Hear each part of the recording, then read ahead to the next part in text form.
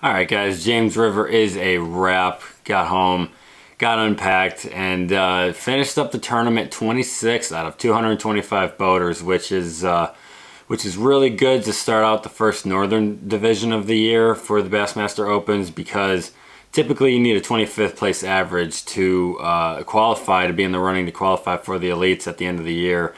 And if you win one of these tournaments, you get to go to the Bassmaster Classic. So to be up there and finally have a tournament, have everything kind of work out the way I needed it to, and it was a really good feeling, and a really, I needed it badly. So, but I wanted to dive into my tournament and my practice with you guys a little bit, and my trip, and just kind of dial y'all in on what I was doing and what I was looking for, and kind of how the days throughout the tournament kind of came together for me. And so starting off, I was camping right at the mouth of the Chickahominy, and for this tournament, this was, I've been to the James a couple times, and I know that long run down there to the Chickahominy River. It's a gamble. You can be rolling the dice sometimes, but a lot of the other times we were there, it's a lot hotter. We've never really been around there for a true spawn. Last year was kind of in May, so there was some fish spawning, but this was a little bit of a different setting that I've seen on the James. So I did want to spend some time down there because, there's a lot of big Florida strain fish that live down there, and I wanted to basically pick two zones, one in the Chickahominy and one up near the ramp in Richmond.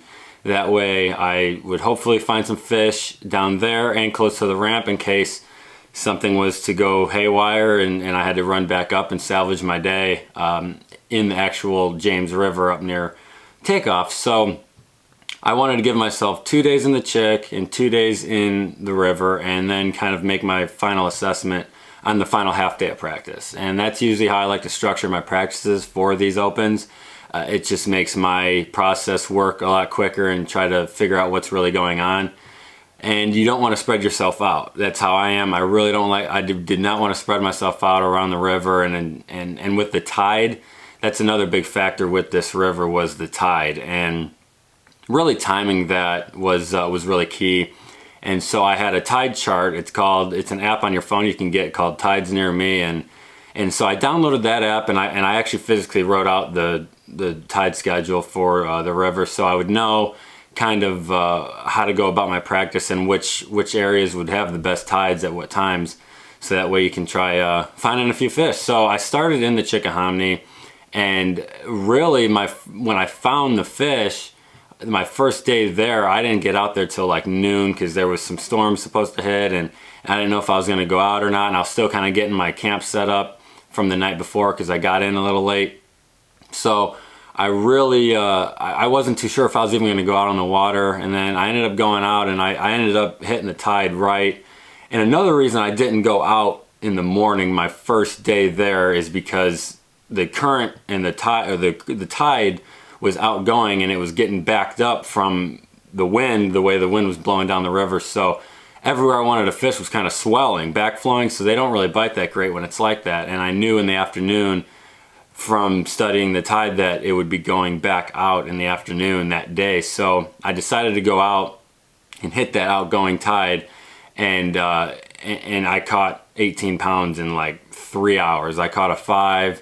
I caught a couple other really solid ones, and it was just in one area. It wasn't like one specific spot. It was more of a zone with a couple stretches in that zone that I found some fish on. Just going down the bank with a chatterbait, spinnerbait, a little bit of square bill, and a couple cypress trees, but I really kept it simple and just wanted to cover water, try locating a few fish. And then, so I built off of kind of what I found there. It was mainly just little seams, like whenever the tide gets to moving, you get those little points with arrowheads or whatever on them. They'd form seams, and the fish would use those current seams in like 2 to 5 foot of water, or even up in the dirt, as little feeding stations for them. And so I was targeting a lot of those kind of spots, and when the tide would kind of get a little wonky, like there would always be an hour period where it'd be kind of shifting.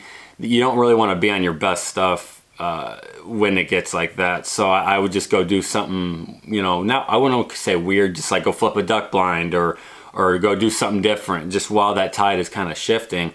And So I found those fish, and after I kind of realized what I was around in those areas down there, I went up to Richmond, and I ended up finding like two or three stretches in Richmond, just laydowns, and square bill and some wood, and they were just sitting on the ends of the laydowns in like 5 foot. So I was feeling pretty good about going into the tournament, and it definitely seemed like the incoming tide was definitely, at least that's what was working for me.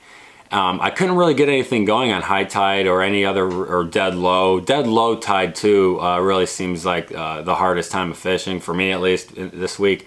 And so I went into the tournament knowing I was going to start in the Chick. I ended up drawing a pretty dang good boat number the first day, boat like 14, and I was the first flight. So it was a really short day, and I ended up running down to the Chick, and I caught everything on a chatterbait, and I literally caught pretty much everything right where I found them in practice that first day in that 3-hour span. And they were blowing bait out of the water. They were kind of like half getting it, half not. Me and my both lost a few fish that first day. And then it was crazy. It was like a light switch at like 8:30. They went from not getting it when we first got down there to just choking my chatterbait. And I think I had a few flipping fish as well. And they just went to getting it good. Like, we weren't losing any more fish. We were landing everything. So that really kind of told me they were starting to feed, and helped calm me down and really fish my areas thoroughly, because I knew the fish were there and they'd be biting, and they were just staging, waiting to move up. So first day, I was fortunate enough to catch 12 pounds. I had two good ones, 4-pounders, and just two small ones, two little rats that I really just couldn't do anything with, which sucks, because it's really annoying when you get a one or two small ones in your bag, and you know you have a couple big ones, and you have so much room to grow. But you blink in those short days when you're due in at 240 and making an hour run. Your day goes by super fast. So I wasn't really too upset with what I had. Like, I was happy that I survived the day, and I knew I was going to have a last flight the second day, to have all day to really build on what I found. So, and that's another thing that kind of makes those short days kind of difficult, is you really just have to fish all your stuff kind of rushed, because I did have some stretches that I needed to at least fish once. So the thing that helped me on day 2 was that I was able to really spend more time learning and expanding on my areas. So after day 1, I was sitting mid-pack, like 100th after day 1, and I go out day 2, and I get down there, and the tide really wasn't quite right yet. Everything was kind of behind, and so really didn't get I got 2 small just keeper bites, but I really didn't have anything that mattered until like 11. And on that second day, because and my GoPro didn't roll. I think I said that in my first video, but of course my GoPro had issues, and I ended up finally getting onto a deal on high tide on the second day, which I hadn't had a bite on high tide since I've been there, pretty much. And I almost was I was just kind of treating that high tide as rising water, and I knew they were wanting to spawn. So what was happening was, you'd have these little ditches that the current seams would form when the tide was coming in and out, and then when that tide would come all the way in and rise, they would use these little arrowhead clumps to spawn next to, and just rise with the water and move up onto these shallower flats with grass and stuff growing onto them.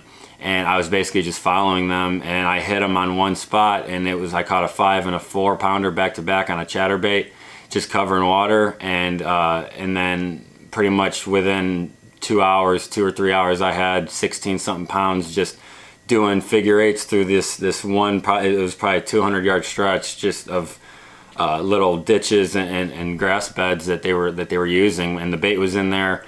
And so I just did a figure eight through there. It was a big area, so that helped me really calm down and just focus and make the most out of the area and learn it as the tournament was happening. And so that was really cool. And then I ended up right at the end of the day, the tide kind of got wonky, and I knew, I was due in it late, like 5:30, 5:40. And it was getting close to, it was between 3:30 and 4 o'clock now, and I was getting ready to start running back, because I had about an hour run back from the Chickahominy River.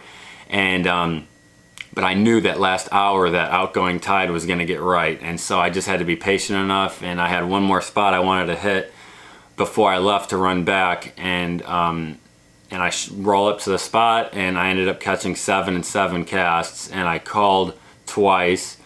my last cast was a 3-pounder to call out a 2-pounder, and it was literally the same spot where I got my first bite in practice when I first got down there, and I almost didn't even go out that day to practice. So I run in, I ended up weighing in 18.9 for my total, and I ended up jumping from 100th to 22nd. So really good tournament for me, guys, and I really like, you know, how the decision making was. I like how everything really just came together, and I just wanted to kind of hop on and walk you guys through exactly what I was doing. And when it gets tough like that, not tough, but when I just like covering as much water as possible, and you eventually can run into an active area of fish and kind of hone in on what they're doing. And anytime that you can kind of learn your stuff as the tournament is progressing, that's kind of where you want to be. You don't really want to be dialed in on something as the tournament's starting. Like it is good, but